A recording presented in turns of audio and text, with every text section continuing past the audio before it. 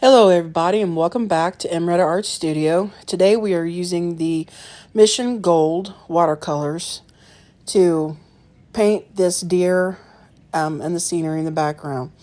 This is the first painting I have done with these colors, and I was trying to get an idea of how they worked, how they felt. What I did find with these colors is that they are extremely bright, and a little dab will go a long way. The Mission Gold watercolor set also is a liquid, not a pan set. The pan set that you see there is the tubes that I squeeze out into the little containers and I let them dry. They are made, I think, from like a honey base, so these they don't get really hard. They stay kind of viscous, but they don't get really hard like a praying set or something like that would be made with a different base. This set that I have came with a 7 milliliter tubes, really smaller tubes, 24 colors to the set. But as I was mentioning before, a little bit of this color will do you because they are just so bright. And that's one thing that I'm finding that I don't really like about these colors is that they are so vivid. These colors would be probably better used for like flowers. People who do a lot of, outside, like maybe fall foliage or things like that. Also, something that I've researched about the Mission Gold colors is the fact that they are, some of them have a mixed colors. They're not a pure color. And so when you're mixing them with other colors, that can make, throw your actual true color off a little bit. So this is just something I've been playing with. I wanted something that's a little bit more of a professional set. Like if I was going to do a project for someone, I wanted it to be more light fast. So that was the whole purpose of buying these. Here you're going to see that I'm painting the deer in the background a darker color, because usually colors in the back, they recede away from you, and sometimes they're cooler, have a cooler color palette, and they're not going to be as detailed as the big buck in the front. For drawing the deer, I had a picture of the buck that I had done on another piece of paper, and I wanted to transfer him to this because this was going to be something I was just going to try to work out my watercolors on. This was my first shot with these, so I wanted to make sure that I didn't mess up my original drawing. So I took and I transferred him to this new piece. You can transfer a drawing a couple of ways. You can take the drawing itself, if it's on a thin piece of paper, and you can see through it whenever you put it up against the window, and it shines through, and you can see the outline. You could put tape another piece of paper that you're going to have for your finished piece on top of that, and then trace the outline, and that'll get you one way of being able to transfer a drawing. Another way to transfer your drawing is to take take your drawing that you've got, and you can mark on the back of it with graphite, and then put that on the top of another piece of clean paper and trace the top of the image. But every time you trace your image, it's going to lose some detail. So keep that in mind. It's going to end up looking more like a coloring book rather than a loose sketch. So keep that in mind when you're trying to transfer your drawings. For my references, I used the Pixabay site for the buck, and then for the deer that are in the back, the two baby deer in the front and the darker doe, I used basically like a stencil off of, like I Googled deer stencils, and then kind of filled in the faces and what baby deer look like. I looked up images of baby deer and what they look like, and I just put in the spots and the dots and the ears and the nose inside that stencil, because I knew it was going to be in the background. It's not going to be up front. It's close up, so detail in that wasn't as important as the buck on the front here. For him, I'm just using a rich brown and mixing that in. And sometimes I had to mix in like a complement to the colors that were there, the reds and the oranges and the brown that I had, because it was just really bright. And that was one way to kind of make it a little, give it some dullness for a fur instead of it being like an electric brown deer. If you want white to be remain white in your watercolor, there's several ways you can do that. You can use what's called masket.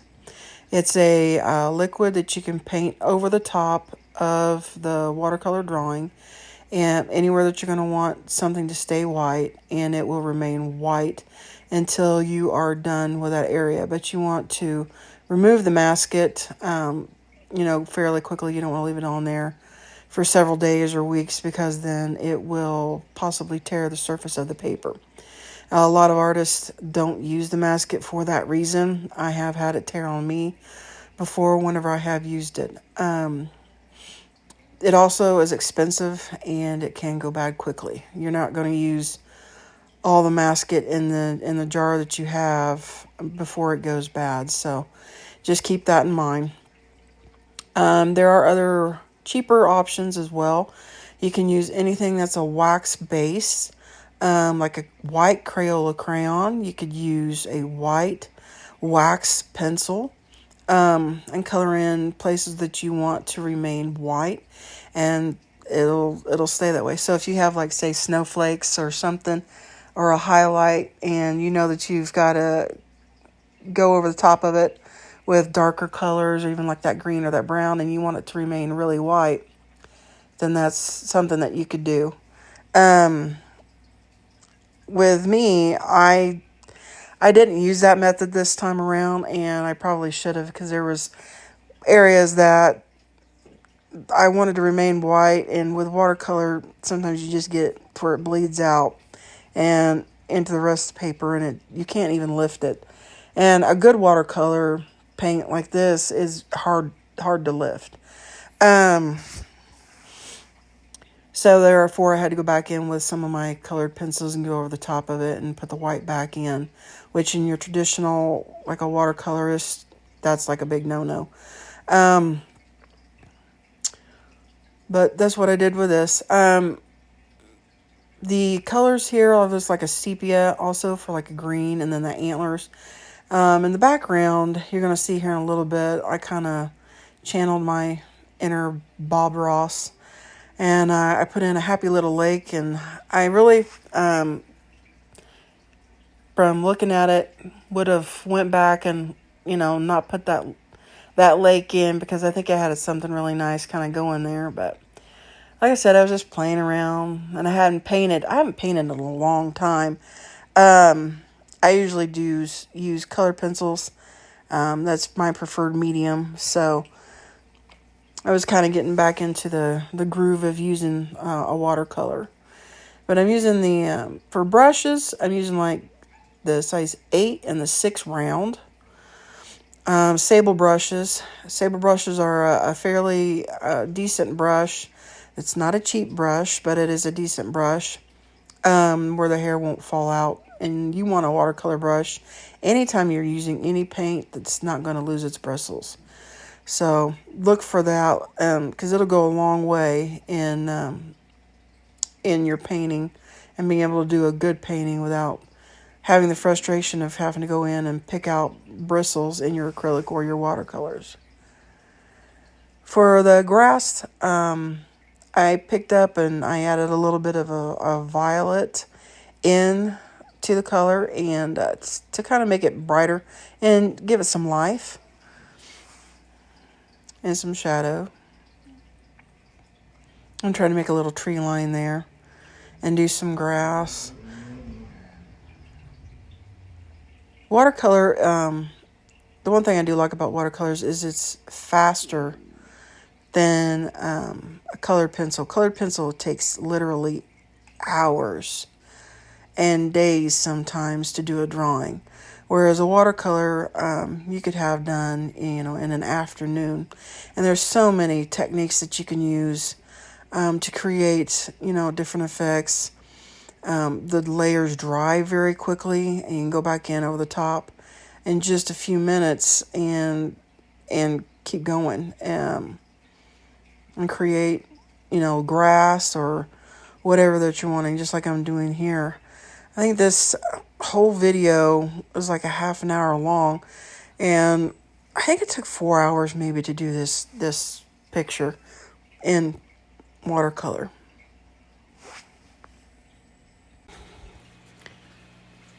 The Mission Gold colors that I have are a set of 24, and they come in a total set of 126.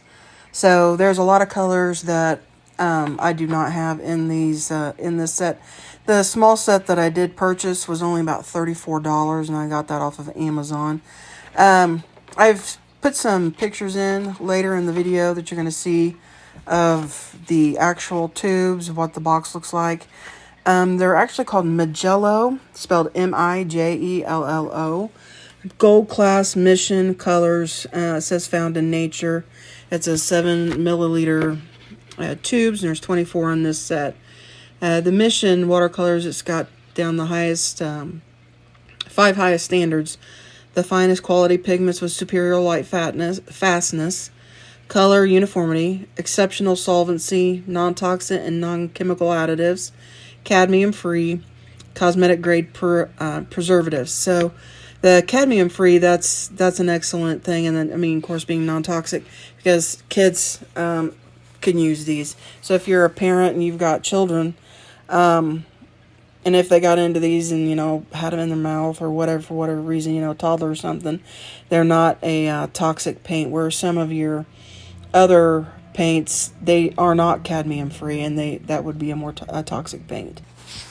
Of the 126 colors that comes with a full set, they have a light fastness rating listed in here as 1 being less light fast, 2 being limited light fast, 3 light fast, and then 4 is good light fastness, and 5 extremely light fast.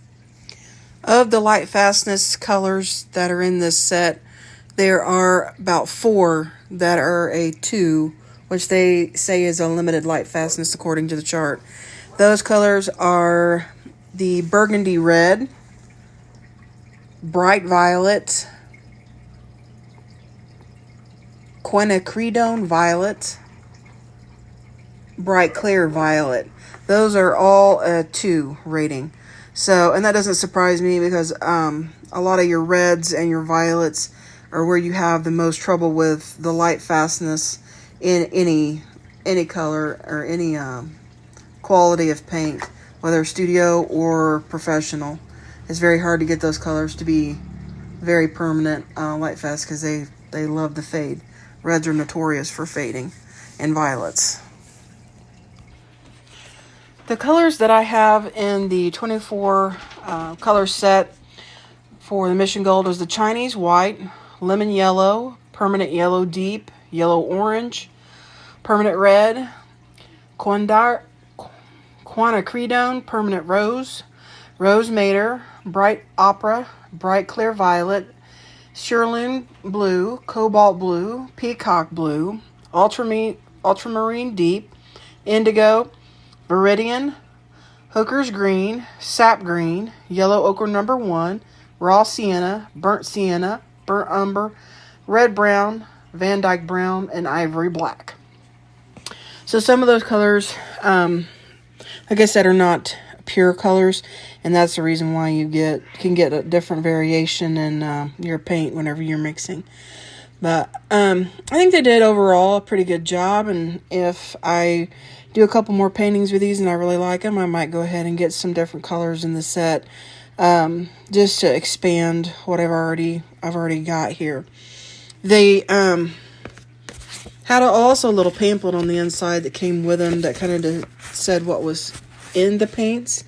It said that they are non-toxic and they have no chemical additives. It says Mission watercolors are created with only non-toxic pigments and non-chemical additives. They are intensely pigmented without gummy thickening agents, resulting in unparalleled color and vibrancy. They are cadmium-free, cosmetic-grade preservatives. Mission watercolors are free of cadmium and formaldehyde both. It says they surpass industry standards by using only cosmetic grade preservatives. All 126 colors have obtained AP certification from the ACMI. So that is a little bit about these colors. But to get back to the painting here that I'm doing, this is where I was putting in the background and trying to see what I wanted to do with it. Like lift out some of the color, and like I said, it was really hard to get it to lift because they are a pigmented watercolor, and I'm used to not using but just the student grade. So there's a difference. There's a learning curve with the more expensive, higher grade colors. And the reason why I was even able to lift anything out of it was because the paper was already wet underneath. So I was trying to do some like sun rays and see what that would do. And as you see, it was working out pretty good, and I was kind of liking the effect, and I don't know what happened, and I thought it was just like a Bob Ross kind of moment where I thought I needed to put a happy little cabin in the back, which ended up having a happy little lake besides. So sometimes you need to just stop, put your paint down, and back away from the painting, take a minute, breathe, maybe wait a day, and come back to it and see if that's something that you really, really want to put in there. But since I did, go ahead and put that in the back, and you'll see that here in a minute. I just went ahead and tried to finish out the grass and everything and the trees and kind of make it look like a serene landscape. You can see the little shadows back there between the buck's antlers. It kind of looked like it would have been a building. And that's kind of how I kind of thought, well, I could put like a little house back there and it wouldn't look too bad. And it ended up looking pretty good. I was happy with the painting. It did well. As I'm talking about using the longer handled brushes, that's what I'm talking about right there, is those long handled red. I've got one that's really, really quite long. It's almost about probably a 14-inch long handle. And it's one of my favorite brushes to use.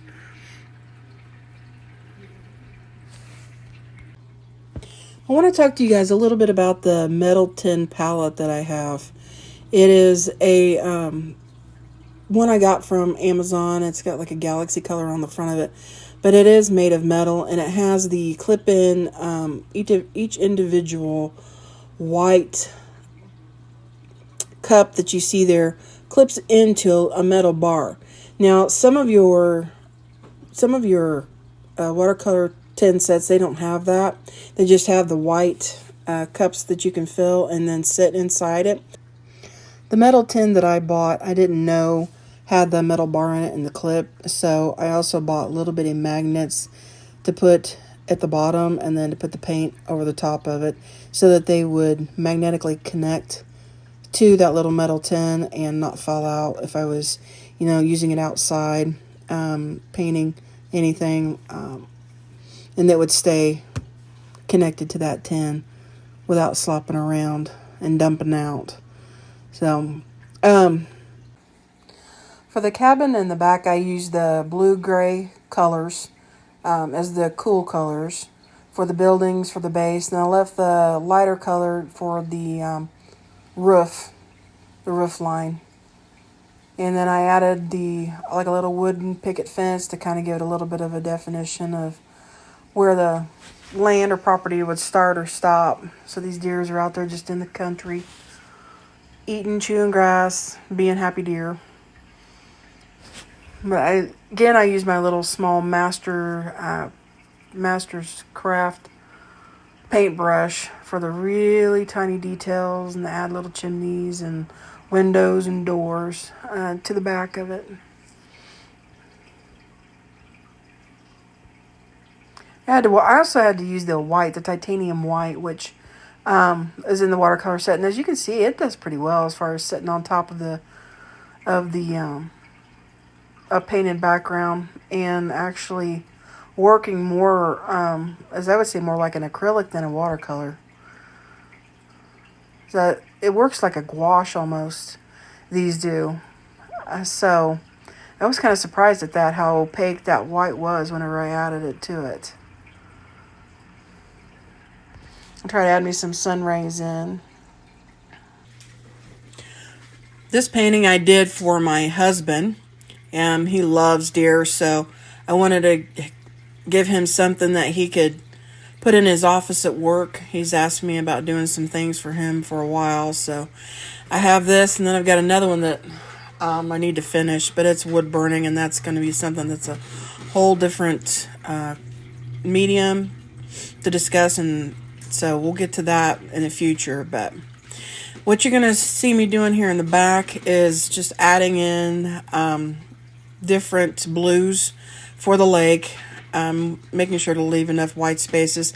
And because I had put the base coat as a light green, I went back in later with the white, the opaque white in this set, and went over the top of it and then highlighted it, put highlights in the water. But I used a few different colors of the blue that were in this set. I think I mentioned that this had 24 colors in this set, so I was kind of, it's not a limited color palette, but it wasn't every color that you may have, needed for doing watercolor painting or any painting really. But like I said, I didn't want to spend a lot of money invested in these if I didn't like them. This set here I think was around $34 on Amazon.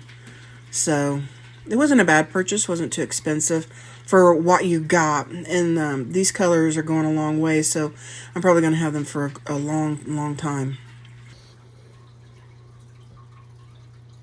As you can see here in the background of this next one clip, I have actually forgot to record, so I've got part of it that I went ahead and it's kind of advanced through it, so I apologize for that, but it's just some of those things that happens whenever you are recording and learning how to record and put videos together. Sometimes, stuff happens.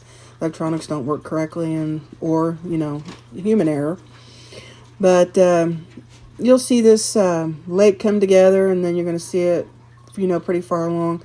By the time we've got to this next clip, I will have used many of my Caran d'Ache pencils to color in like grass and blades of things and sharpen up details on the deer and the lake and everything in the back.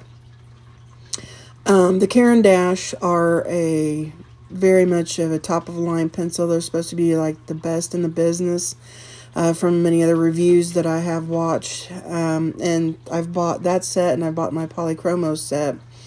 And they each have their own individual things that I like about them. The Caran d'Ache are wax though, and they sit really well on top of watercolors. The oil and water don't usually mix, and the Polychromos are an oil pencil. So I decided to just stick with the wax. I have used wax pencils before in watercolors. I like the Prismacolor as well. So if you're using something or doing something, a painting that you're going to need to use your a color pencil on, use a Prismacolor pencil. They work just fine. They are as light fast as you're really probably going to need them to be. Unless you want it to be like professional gallery quality, then I would go with your higher grade pencils. But Prismacolors work just as well. So as you see in here, I'm putting in just individual strains of grass and ripples in the trees, textures in the trees, and darkening up the lake and the shadows in the back. And then using like a dark evergreen color there to pop out shadows and everything. I just like the color pencils because they have more control of where I can place things and it doesn't smear. And so that's why I like that medium the best. And that's why I use it what in a lot of like mixed media. So as you're gonna see, I'm putting in, just like I said, individual blades of grass, deepening up my shadows, and also adding colors in that I don't have necessarily in the watercolor palette. And here's one of the colors that I really like to use with the grass. It's like a grass green, and it's just use it sparingly though, so that you can allow the paper to breathe and the light of that paper to come up through, so you don't have to burnish it like you would with using a Prismacolor pencil or a Caran d'Ache or a Polychromos or any kind of a colored pencil in general. Just let your paper breathe. That's part of the beauty of watercolor, is that you use the light of the paper to form your shapes, and gives it that mystery in the watercolor painting. Watercolor works just differently than any other medium, and it's a really kind of a fantastic medium to try out, and it's an inexpensive medium as well. So you can pick up a colored pencil, or not colored pencil, but a watercolor set from like your local Walmart or a local hobby store, and use those just with some sketch paper and get some really, really good results. It's just a fun, inexpensive medium to use. And, you know, it's up to you how expensive you want to go with any of your supplies. As with, you know, anything, you can go and spend, you know, thousands of dollars on anything. But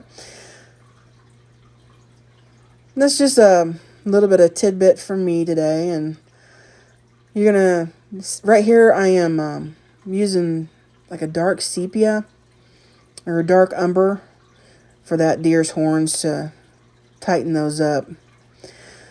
But I want to thank you guys for coming and watching my video today, and I hope you learned a little bit of something. If you have questions, you know, leave questions in the comment down below, and I'll get back with you. And I don't know if I mentioned, but this is for my husband Matt, so he's going to be hanging this in his office at work, and so I wanted to make sure it was something really nice that he would enjoy for, you know, years to come.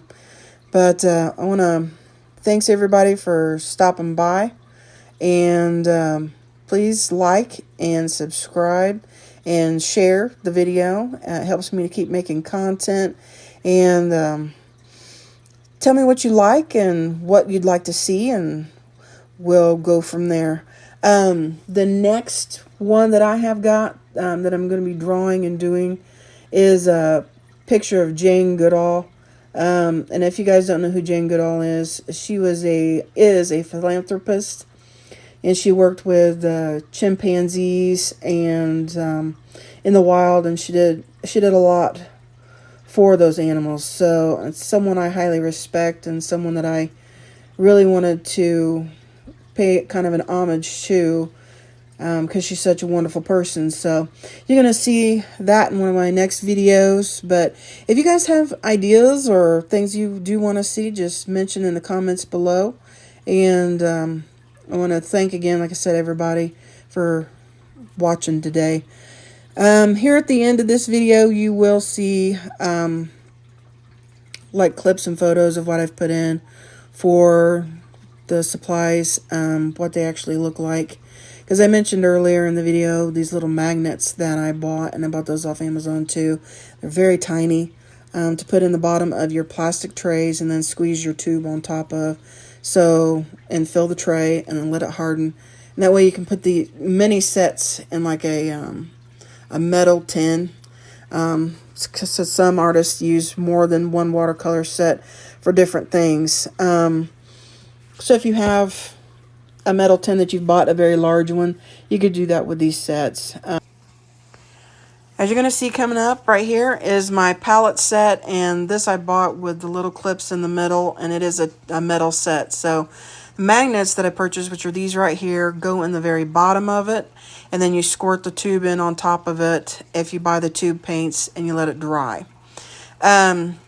This was the Mission Watercolors five highest standards that were listed on the box, so I thought I'd include that in this video.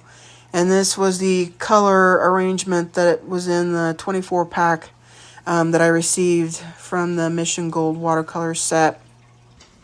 This is the full color set of 120 that you can get from Mission Gold. So I wanted to post these here so you could see how many colors you can actually purchase. And I wanted to thank you guys again for watching my video. Please like and subscribe for more content. Thanks again.